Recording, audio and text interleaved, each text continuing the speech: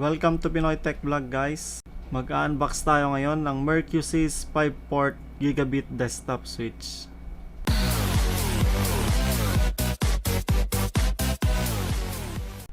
Sa mga naghahanap ng murang switch, around 300 pesos lang siya, guys. 5-port na siya, guys, na Gigabit switch. Meron din siyang variant na 8 ports kung kailangan nyo. Auto MDIX na rin siya, guys. Hindi nyo na kailangan ng specific na cable na straight through or crossover. Buksan na natin.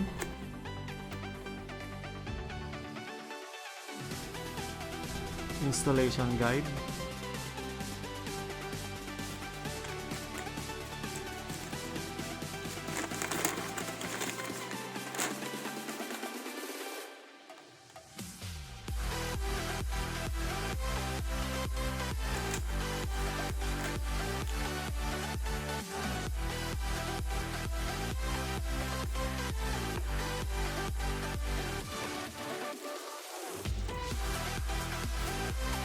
Yung mismong switch, maliit lang siya, guys.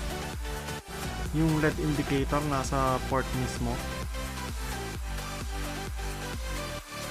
Pwede ring i-mount sa wall, guys.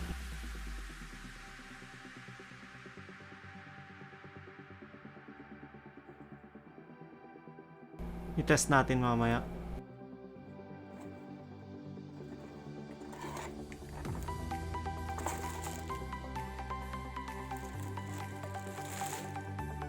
Power adapter, 5 volts lang siya, guys.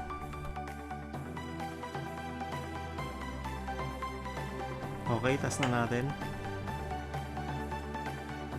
Kabit natin yung workstation tsaka server, guys, para matest natin yung link.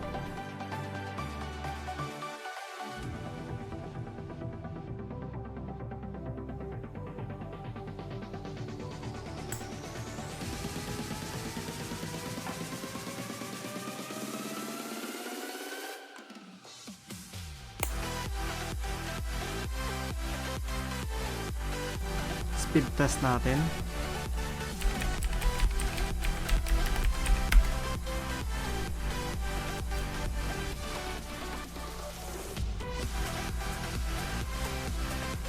Ayan, guys, pumapalo ng 900 plus megabit yung download.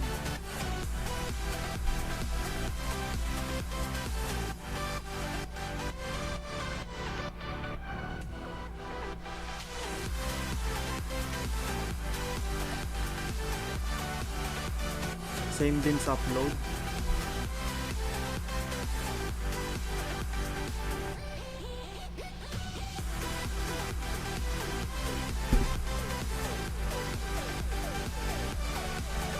Ulitin natin.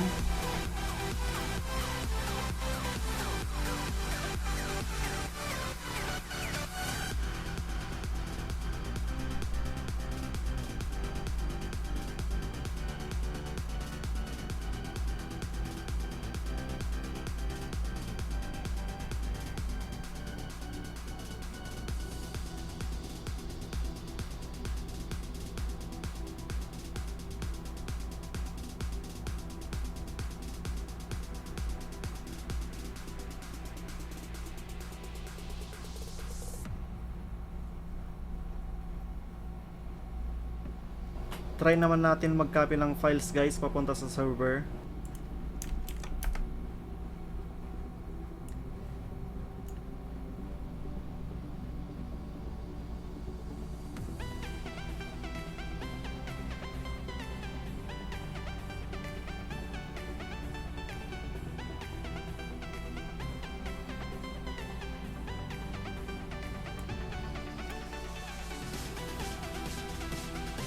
Yan, guys, pumapalo na siya ng 100 megabytes per second o 1 gigabit per second.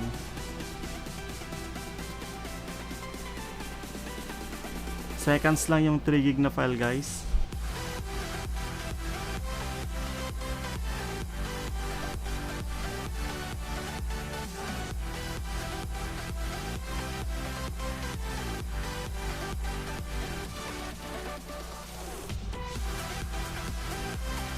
So yun lang guys, sana nagustuhan nyo.